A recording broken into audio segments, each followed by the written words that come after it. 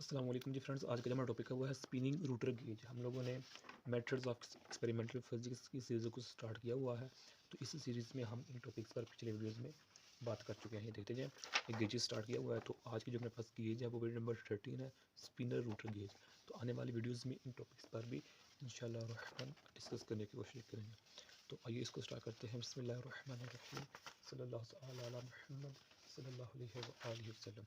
सबसे पहले देखिए, जो स्पिनर रूटर गेज है इसको हम शॉर्ट फॉर्म में SRG ऐसे भी लिखते कहते हैं, स्पिनर रूटर गेज। इस स्पिनर रूटर गेज को हम मालिकुलर ड्रैग गेज भी कहते हैं। को क्या मालिकुलर ड्रैग गेज भी कहते हैं, या फिर इसको हम विस्कोसिटी की गेज भी कहते हैं। तो ये जो हमारे पास गेज है ये मेजर करता है द नंबर ऑफ डेंसिटी के जो इर्द गिर्द में सराउंडिंग में गैस पार्टिकल्स होते हैं, उनकी जो नंबर ऑफ डेंसिटी है उसको ये स्पिनर रूटर गेज मेजर करता है। अब वो भी हम डिटेल में देखते हैं वो किस तरह। तो देखते हैं जिस तरह हमने पीछे ये स्टडी किया हुआ है, ये देखिए जो हमने ये स्टडी किया पायरानी गेज। तो ये भी जो स्पिनर रूटर गेज है ये भी पायरानी गेज की तरह वर्क करता है, यानी कि ये भी प्रेशर को मेजर करता है। कब? जब एनर्जी को ट्रांसफ़र करता है, मोमेंटम को ट्रांसफ़र करता है from sensor from source to surrounding. Okay. तो पायरानी गेज में भी डिटेल में डिस्कस किया हुआ है। तो इधर भी हम वही सेम केस देखते हैं कि हम सोर्स से सेंसर से एनर्जी ट्रांसफ़र करते हैं, मोमेंटम ट्रांसफ़र करते हैं सराउंडिंग में।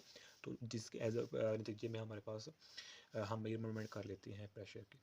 तो अब जो हमारे पास स्पिन, अब ये डायग्राम कुछ अपने हाथ बना के ट्राई किया लेकिन सही बन नहीं सकी। आप एक दो पहले पिक्चर देखें स्पिनर रूटर गेज की, तो फिर इस पर बात करने की कोशिश करते हैं।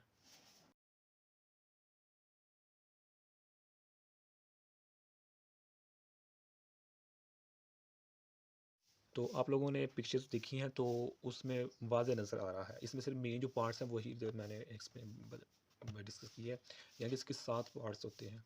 ओके। तो 7 पार्ट्स क्या हो कौन से होते हैं वो भी आप पिक्चर में देख चुके हैं। यानी कि मेरे पास सेंसिटिव बॉल एविएशन कॉइल होती है, सेंसिटिव बॉल एलिमेंट होता है, सेंसर ट्यूब होता है, रोटेशन ड्राइविंग कॉइल होती है, इसमें परमानेंट मैग्नेट होता है, इसमें मेजरमेंट कॉइल होती है, इसमें डैम्पिंग कॉइल्स होती है, इसमें वैक्यूम फ्लेंज होता है। तो अब आइए इसकी जो मेन पार्ट्स हैं उसकी तरफ डिस्कस करते हैं। अब जो हमारे पास ये ट्यूब है ना, इस ट्यूब को हम सिंपल इस तरह भी यानी कि ड्रा कर सकते हैं। ये मेरे पास नॉर्थ है, ये मेरे पास साउथ है, और ये मेरे पास बॉयल है, बॉल है, ये मेरे पास पिकअप कॉइल्स हैं, और ये मेरे पास स्टेबलाइजेशन कॉइल्स हैं। नॉर्थ साउथ होता है, ये मेरे पास पिकअप कॉइल्स होती हैं, ये स्टेबलाइजेशन कॉइल्स होती हैं, और ये मेरे पास बॉल होता है जो कि रोटेट कर रहा होता है। तो ये भी सिंपल सी इसकी जो डायग्राम है वो हो सकती है। तो अब देखिए जो हमारे पास ये है सिस्टम है, इसको ले लिया, इसको ले लिया, इसके ऊपर हम बात करते हैं। ये इजी है।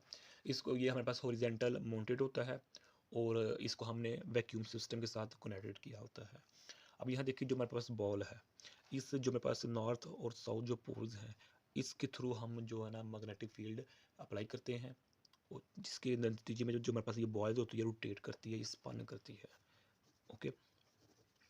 For a few hundred hertz के लिए, हम इस बॉयल को इन मैग्नेट नॉर्थ पोल मैग्नेट्स के थ्रू इसको हम स्पन करवाते हैं, फिर इसको हम ऑफ कर देते हैं। स्पन करवा कर कुछ 100 हर्ट्ज तक, तो फिर इसको हम टर्न ऑफ कर देते हैं, यानी कि मैग्नेट इसको हम ऑफ कर देते हैं। तो फिर एज अ रिजल्टेंट क्या होता है कि जो इस बॉल की जो रोटेशन जो पहले हो रही थी, इंक्रीज हो रही थी, अब चूंकि इसको हमने ऑफ कर दिया हुआ है, तो अब जो रोटेशन है वो Aahista Aahista slowly slowly decrease होना स्टार्ट हो जाएगी। तो जब वो डिक्रीज़ होना स्टार्ट हो जाएगी, तो यहाँ से जो मेरे पास ना हीट लेने निकलेगी, यानी कि जो मेरे पास हीट होगी वहाँ जो यहाँ गैस मालिक्यूल्स होंगे उनके साथ जाकर हीट टकराएगी। ओके। यानी कि एज अ रिजल्टेंट हमारे पास क्या होगा कि transfer of energy from ball to gas molecules हमारे पास होगा, और फिर आयनाइजेशन प्रोसेस होगा, वो एक अलग प्रोसीजर है और हम ऑलरेडी जानते हैं आयनाइजेशन क्या होती है। अच्छा, अब जो मेरे पास ये तो इसका प्रोसेस था। अब देखिए जो मेरे पास स्पिनिंग रूटर गेज है, स्पिनिंग रूटर जो मेरे पास गेज है, ये दूसरे गेजेस की तरह बहुत गैस मालिक्यूल्स के हवाले से बहुत सेंसिटिव है। जिस तरह हमारे पास पायरानी गेज या आयनाइजेशन गेज जो सेंसिटिव है ना गैस मालिक्यूल्स को लेकर, इसी तरह मेरे पास SRJ जो गैस है गेज है, ये भी हमारे पास काफ़ी सेंसिटिव है।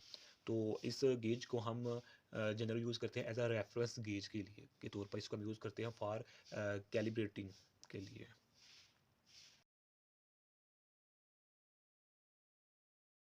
तो अब अगर हम फीचर्स की बात करेंगे, जो बेनिफिट्स हैं या फिर जो एडवांटेजेस हैं उसकी बात करें, तो इसमें हमारे पास पहले आ जाता है कि -2 से लेकर -7 जो टॉर है हमारे पास, यानी कि या फिर हम इसको मिली बार भी कह देते हैं, तो वो डिफरेंट यूनिट्स हम कन्वर्ट कर सकते हैं। तो इस रेंज में जो हमारे पास कैलिब्रेशन होती है उसको रिकॉग्नाइज करने के लिए हमारे पास ये स्टैंडर्ड गेज हम यूज़ करते हैं। ओके, तो सेकंड हम ये क्या देते हैं कि जो हमारे पास ओवरऑल मेजरमेंट रेंज है ना इस गेज की, वो हमारे पास 1 टॉर है या फिर 1 मिलीबार है। ओके, तो इसमें बहुत ही यानी कि रिज़ल्ट अच्छा निकलता है इसमें जो एरर्स होते हैं वो बहुत कम होते हैं। अच्छा जी, अब अगर थर्ड की बात करें, और ये जो थर्ड है ये बहुत ही इम्पोर्टेंट और अहम है इसका, यानी कि ये इनसेंसिटिव होता है। क्या होता है? बस इनसेंसिटिव हमारे पास है आयोनाइजेशन इफेक्ट के वाले से, यानी कि जब हमारे पास इधर आयोनाइजेशन हो रही होती है तो इसका जो इफेक्ट होता है वो इसकी कंस्ट्रक्शन पर नहीं होता है, इसके जो रिजिड बॉडीज पार्ट्स होते हैं उस पर नहीं होता। ये इसका बहुत अच्छा बेनिफिट है। अदरवाइज बाद गेजेस में देखा जाता है कि जब उसमें प्रोसेस हो रहा होता है तो ड्यूरिंग मेजरिंग जो उसका अपना कंस्ट्रक्शन का पार्ट्स होते हैं वो भी मूव कर रहे होते हैं, हिल रहे होते हैं, तो जिसकी वजह से जो एरर्स हैं वो आते हैं, मेजरमेंट सही तरीके से नहीं हो पाते। तो अब अगर इसका हम एप्लीकेशंस की बात करें, तो एप्लीकेशन हम ये कहेंगे कि ये हमारे पास क्या है, high vacuum high vacuum calibration है हमारे पास, हाई वैक्यूम गेज है ये हमारे पास फॉर कैलिब्रेशन एंड मेट्रोलॉजी के, यानी कि कैलिब्रेशन और जो हमारे पास है ना मेट्रोलॉजी, इसके लिए इसको हम यूज़ करते हैं। और दूसरी बात ये है कि जो गैस काइनेटिक्स मेजरमेंट्स होते हैं वो भी हम इस गेज के थ्रू करते हैं।